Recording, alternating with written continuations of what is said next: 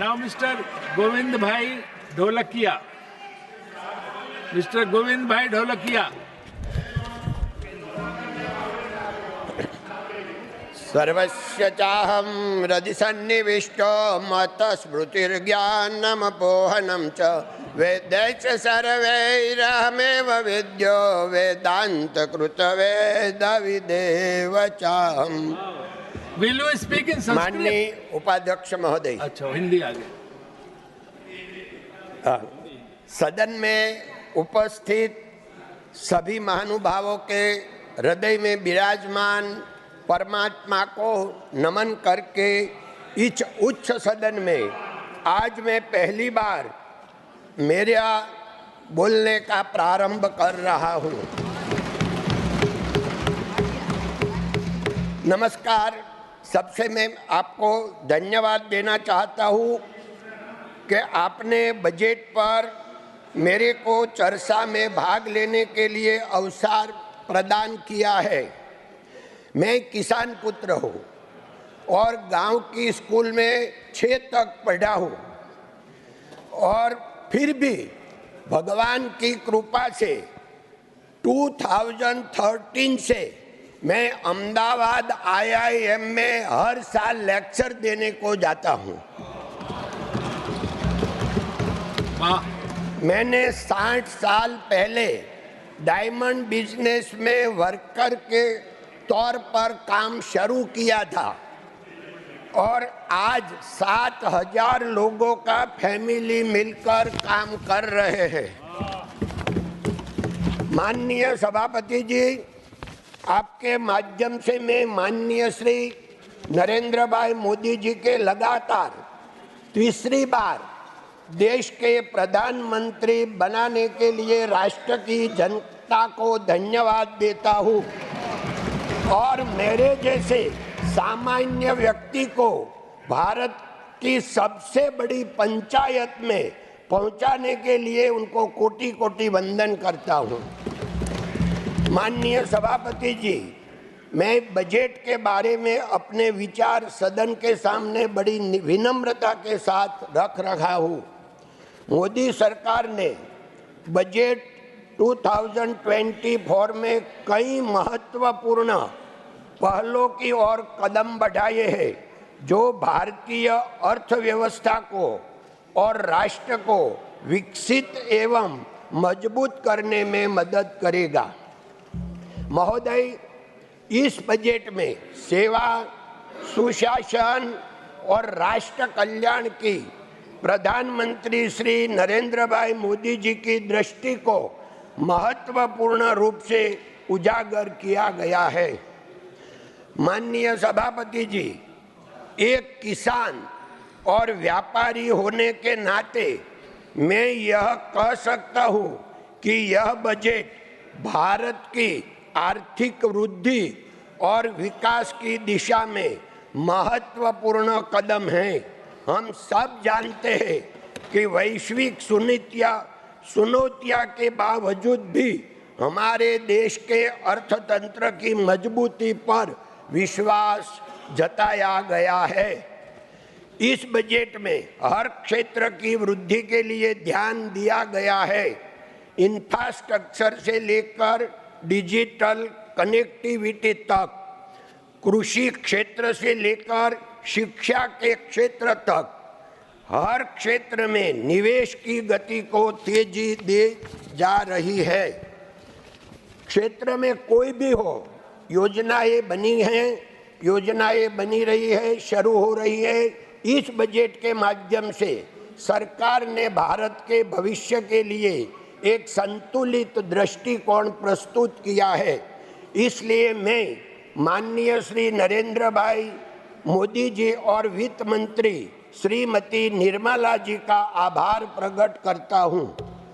माननीय सभापति जी, मैं गुजरात और सूरत का रहने वाला हूं, इसलिए मैं आज गर्व से कहूंगा कि माननीय श्री नरेंद्र भाई मोदी जी के नेतृत्व वाली हमारी सरकार ने सूरत को संवार दिया है। शहरी विकास और इंफ्रास्ट्रक्चर में शहरों को एयरपोर्ट, मेट्रो, रेल परियोजना और कई सारी सुविधाओं के माध्यम से स्मार्ट शहर बनाने के लिए सरकार तेज गति से दौड़ रही है। माननीय श्री सभापति जी, मैं विशेष रूप से सूरत में मेट्रो रेल परियोजना की स्वीकृति के लिए सरकार को बधाई देना चाहता हूं। यह परियोजना न केवल शहर की यातायात व्यवस्था को सुधारने में मदद करेगी, बल्कि नागरिकों के जीवन को भी सुगम बनाएगी। 40 किलोमीटर लंबी मेट्रो लाइन का निर्माण किया जा रहा है, जो हमारे शहर के विकास में एक महत्वपूर्ण कदम है। माननीय सभापति जी, मैं गर्व के साथ बताना चाहता हूं कि 2014 में सूरत एयरपोर्ट पर केवल 4 फ्लाइट आती थी, जो आज 2024 में 34 फ्लाइट आती है।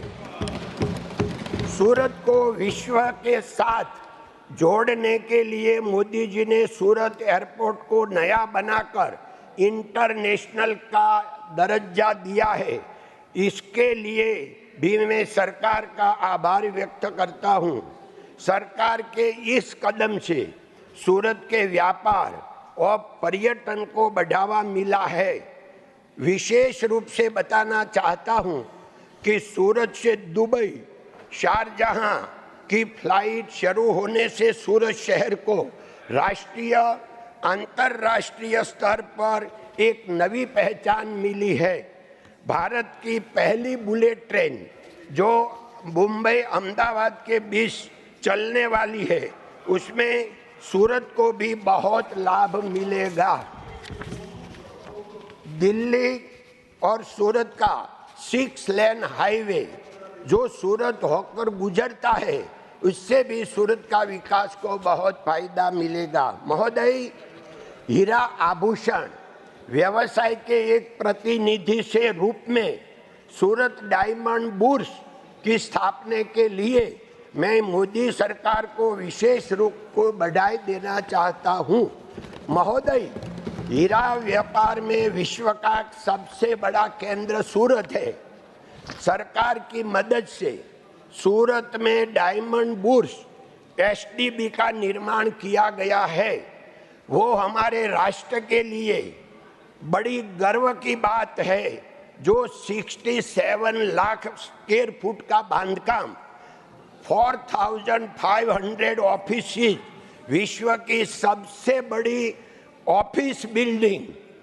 माननीय सभापति जी, मैं आपसे अनुमति चाहता हूं और आपके माध्यम से सदन के सभी मेरे साथियों को सूरत डायमंड बुर्स आने के लिए आमंत्रित करना चाहता हूं। सूरत डायमंड बुर्स रत्न कलाकारों, व्यापारियों और विश्व के खरीदारों के लिए एक वन स्टॉप शॉप है और इसका उद्देश्य हीरा उद्योग को एक छत के नीचे केंद्रित करके रोजगार एवं एक्सपोर्ट को बढ़ावा देने का और सूरत को विश्व स्तर पर एक महत्वपूर्ण व्यापारी केंद्र के रूप में स्थापित करना है। सूरत को स्मार्ट सिटी के रूप में विकसित करने के लिए सरकार द्वारा किए गए प्रयासों के लिए मैं धन्यवाद देना चाहता हूं। माननीय महोदय श्री, अंत में मैं एक बार फिर से प्रधानमंत्री श्री नरेंद्र भाई मोदी जी और वित्त मंत्री श्री निर्मला सीतारमण जी का धन्यवाद करता हूं और इस बजट के लिए उन्हें बधाई देता हूं। यह बजट हमारे सूरत के साथ साथ पूरे देश के प्रगति में भी बहुत सहायक सिद्ध होगा। माननीय सभापति जी, फिर से आपका धन्यवाद के साथ मैं अपनी बात को समाप्त करता हूँ। धन्यवाद। जय हिंद, जय भारत, नमस्ते।